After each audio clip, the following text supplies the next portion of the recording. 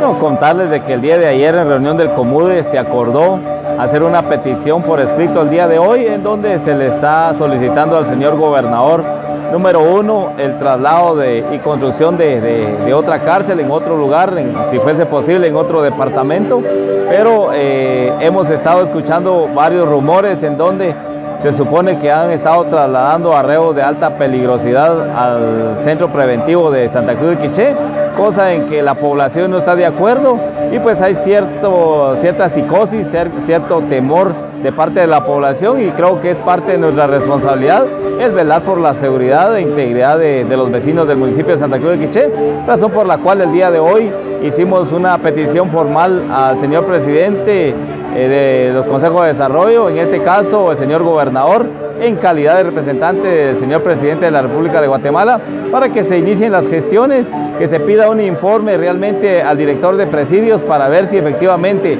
las personas que están recluidas en este centro son únicamente personas que no han sido condenadas, porque si fuese así no deberían de estar acá en este recluso, tomando en cuenta que es una cárcel preventiva y no una para que puedan tener a reos ya condenados. Entonces, en beneficio de la seguridad de la población, estamos haciendo esta petición al señor gobernador.